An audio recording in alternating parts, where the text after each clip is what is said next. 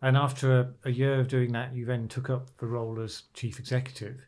And with your solid environmental track record, proceeded to stir up a hornet's nest by talking about the need for airport expansion, which obviously was a discussion that the nation needed to have. But various people then had you probably literally in their gun sights. Oh yeah, I mean, the great thing that that whole experience taught me is that the number of people who view themselves as stakeholders in the decisions around airports is immense, right? And I'm sure there's other businesses that can say that. But and you know, the mantra that I sort of got to was anybody who thinks they're a stakeholder is a stakeholder. Yes. Right? They're not a shareholder, No. but they're a stakeholder. So people who want a great experience, people who want to be able to park easily, people who don't want any noise, people who don't want air pollution, airlines who want lots of slots, governments that want lots of economic activity around the airport, and I've probably missed out about 5 others, right? Yes. So you are balancing. Your job is I think your job is balancing. You could be, you know, Reading, Claw, all, you know, capitalist. It won't work. I'm not sure you should be anywhere, and so that wouldn't be part of my personal view of what businesses should do. But that would be a disaster in airports. Yes. But if you go down the other side and say, well, you know, we're not going to expand, we're going to reduce the number. We're going to reduce the number of flights into London, and all your holidays are going to go up, and the economic activity is going to reduce. Yes. Because of the environmental issues. Well, there'd be a few people who would applaud, and then you would be quietly taken to one side and sorted out. Yes. So it's a real game of balance. 2 things, though, were the really big issues. Well, probably 3. One was not the local issues, not the stuff that like blows out in all the time about airport expansion here in the southeast of England. It was climate change. Yes. Right. And I'm, again, another thing that I'm quite proud of is getting airlines and airports in Europe to accept that they should be part of emissions trading and should not get a free card because the Montreal Accord on Aviation said they should get a free card. Yes, because so for historical context, the original agreements around emissions left out the airline industry because of international. Yeah, and it's a very difficult problem to solve. Yeah, and there was all sorts of not really great arguments around you take off from one regime and land at another, so which emissions trade. So there were lots of. It was easy to make it very difficult. Yes. But I think I think emissions. I'm a big fan of emissions trading rather than carbon pricing. I know there's a lot of, you know, good intellectual debate about which is best. Yes. But the idea, well, you know, people will want to fly, but let's make sure the cost of it is in there. So let's say that you have to have permits and you have to have paid for them rather than have a free card. Yes. And we basically lobbied the whole of the industry in Europe to go there with the help of British Airways. Because we thought it was part of our license to operate and to expand in the UK. If we ignored it, how on earth could we stand up and say that, you know, what we're doing was a balanced, responsible position? So I'm proud of that, and I think it was the right thing to do, and it made not as big a difference as I would have liked, because the problem was the emissions trading scheme in Europe. The carbon was too many permits, and the pricing didn't work. Yes. But it will over time. I mean, the pricing's now going up, and it will work over time. You then solve that, and you then hit, but I don't want noise in my backyard. I don't want congestion. I don't want this, that, and the other. And you just have to spend an awful lot of money mitigating or eliminating. In some cases, you can't eliminate all the noise, but reducing the noise. You ban the aircraft that are the noisiest out of Heathrow, right? You do what you can, but you can't eliminate the problem. Yes. Then you come to airport expansion, which we had approval for a third runway at Heathrow from the government. Yes. When I left BAA, and then, parties changed, short-term political gain happened, and it was removed, and it's now back again. And will it ever happen? Yes. But we are so dependent as a country on being part of a global world, and we need to connect to that global world people, not just through the internet. Yes. And we just don't have enough capacity for the future here, and everywhere else has got it, right? I remember, we have not built a new runway since the Second World War, I think, in the southeast of England, an operational runway. Somebody's going to contradict me, but I don't think possibly London City might have been, yes. But not a mainstream one. And, at the time I was talking about this, the French had built 2 new runways, and Germany had built 2 new runways, and we hadn't even built one, So we really needed that expansion. I still believe we need that expansion. Now, how you do it is a much more intriguing question. Sure. But you need it, and then you need to balance all of the social and environmental issues and try and mitigate them as much as possible. Yes. Yes. And of course, the thing that was in full swing under your tenure was the building of Terminal 5, which major project, and one of the few that became known for having been delivered on time and within budget, which was a pretty remarkable thing in itself, but also had a lot of environmental features built into how it was designed and constructed. I mean, I think, a lot of the pressure related to airport expansion made both us designing it, but also the planners and everybody, to push us to do things, at the edge of what was possible at the time. I mean, the biggest thing about Terminal 5 was space efficiency, right? And in terms of environmental impacts, space efficiency is a very good thing because you're not using stuff. Yeah. To get it on all these multiple floors and yet make it work, that was a real breakthrough. And then things like heat gain, heat loss, all of that sort of stuff was, at the time, leading edge stuff. Probably not now, but was leading edge stuff. And I, of course, I'm proud that it was built on time and on budget. There was an aspect in that which. It's interesting because I had a lunch with some people still working in the construction industry who went back to Terminal 5 around how risk was managed on Terminal 5 in terms of construction risk and everything. And it was very different. And, talking about change where things are done. The sad thing is it's not used universally. But when we were looking at the project as a board, the start point was the classic of let's write the contract so if anything goes wrong, all our supply chain will be punished, right? And we'll be okay. But it was 5 billion, right? Yes. And we just said, if we get into trouble on this, we're going to go down, right? It doesn't matter what contracts say, we're going to go down. So let's not start from the point of view that we can avoid the risk. Right. So if we're not trying to pass the risk on to the supply chain, but share the risk with the supply chain, what does that mean in terms of a different way of working? And we got everybody to sign up to the idea that if there was a problem, we wouldn't start saying who's going to pay for it. We'd solve the problem. And I don't know if we've got time, but there's a classic story about the control tower Go on. At Terminal 5. It was designed to look incredibly thin for the for its height, yes. right?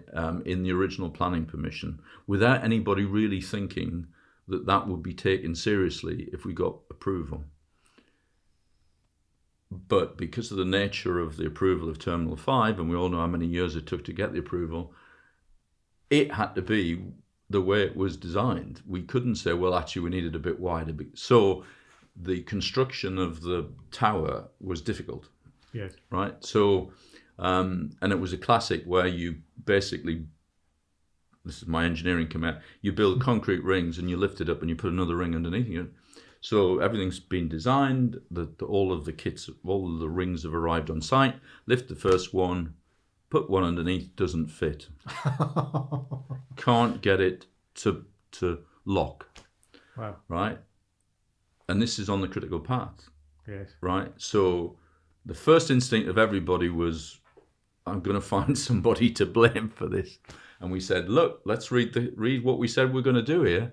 We're going to solve the problem, and then we'll sort out who pays for it and everything. But let's solve the problem. Let's not have the engineers say it was impossible to produce this quality of fit. Let's not have the designers say it's because the engineers couldn't organise a piss up in a brewery. Right. So let's solve the problem, and then we'll work out what happens. And it was a very simple solution. We, instead of having 9 meter, I think it was 9 meter rings, we cut them into 3 times 3 meter rings. Yes. Therefore, the tolerances weren't as critical. Therefore, we could do it, and it cost a bit more money because 3 rings is more expensive. But it went up and it stayed on the critical path. Now, it was a classic example of some of the problems that we all read about in the newspapers about British infrastructure projects now. That principle has not got into the way all contracts work. It's interesting to me because we talk a lot about what makes a socially responsible business, and you focus then on the things that they do and the policies that they have. But this is one of those examples where good quality management in solving problems, and particularly the sometimes internal or in this case shared with suppliers approach of no blame management and all of these sorts of things, which I certainly recall being a big feature of why Southwest Airlines, for instance, in America was so successful for its particular heyday, because they really had that culture, whereas all of their competitor airlines had very much the engineers blaming the ground crew and so on. And it seems to be a fundamental part of a socially responsible organisation that if you are about facing up to problems and solving them rather than attributing blame, covering your back, and therefore covering up your mistakes because you're trying to cover your back, that it's just a way of organising that makes it more likely that you behave responsibly as an entity. But it's not the bit that we ever talk about. No, I think there's this interesting thing about behaving ethically, responsibly, good corporate citizen, and then running the business as if they're two very interestingly but totally different activity systems. And I think they're really linked. So the company that thinks through, I'm going to share the risk with my supply chain and I'm going to learn how to deal with that rather strange concept in an industry where nobody was thinking that was a good idea, that's probably not a bad company for thinking about other stakeholders and dealing with other problems. And I think over the long term is more likely to be a company with a sustainable cash flow, and therefore something that long-term investors would be very interested in. So I think the two things are linked. But probably the most important thing is on these projects, the social damage, if you can call it that, of them being delayed or too expensive, it's huge, right? And so many of them get into this trouble, and it's either, we know, I don't want to quote examples, but people don't say what's really going on, and they don't share the problem. They try and hide it, and then it happens, and then a project that's going to open in 3 months' time is 2.5 years late. Yes, we all know that they didn't just discover in the last 3 months that it was going to be 2.5 years late. Yes. You also, around that time, became active through Business in the Community, which, of course, is how we met. Yeah. And I remember after we produced a piece of work on what we called the marketplace principles, focusing on how companies should aim for positive impact through their core business, which was some of the work we did together. you and I went for meetings with a number of mainstream investors to challenge them and ask if these sorts of factors could or should make a difference in how they made their investment decisions. And you very much sort of promoted this and pushed this. The answer then was, not really. I mean, they were very polite. They were polite. They were definitely polite. Basically, I think the headlines were not really. Do you, now from your position, we'll come and talk about where you are now as chairman of Coates, but do you see any changes happened in that regard since those days? Well, I think there's been like 3 phases, right? There's probably more. I'm no great sort of chronicler, but I think there's been 3. The first phrase was, well, if you want to do that, that's very nice, right? Yes. As long as you don't get in the way of making money, right? And when we went round, that was it. That was it, right? Yeah. And at the time, obviously, I was sort of very active in leading a large company with lots of shareholders who were, and it wasn't just our conversations. It was all very interesting, but yes. Let's talk about the real stuff. I think there's been a phase, and I don't know when it started, but I know when it ended, right? Ended about 18, 24 months in my experience, right? Where the investors were slightly worried about their own reputation if they didn't ask the questions. But they were asking them for form. Yes. Or they were asking them because it was a risk to a company, right, that might materialize. Or there was some corporate governance guy said they had to ask the questions. So they were doing it, but in my view, for form. Yes. Right? Covering their backs. Yeah, or we want a nice reputation, so we ask companies this and stuff, right? But still not really making the link that, well, hang on, doing this right is how you end up with a sustainable cash flow.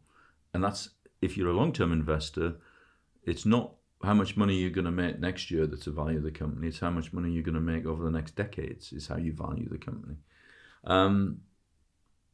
But I think it's changed.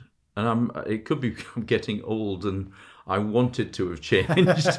And I want to be an optimist. But I am getting people who are saying, actually, right, this is a competitive advantage for you, isn't it? Right? And we're getting, in Coates' case, the textile, the people who, the brands that we ultimately supply, the Adidas's, the Nikes, all the big brands in the world that we supply, Under Armour, could go on and on and on. They're recognizing that their customers, right, are really expecting something from them. And many of them are saying we're going to deliver, and they're putting pressure on us, good pressure on us, and they're willing to help us to do it, rather than, well, if you want to run a zero waste plant, that's great, yes, as long as the thread doesn't cost any more, right?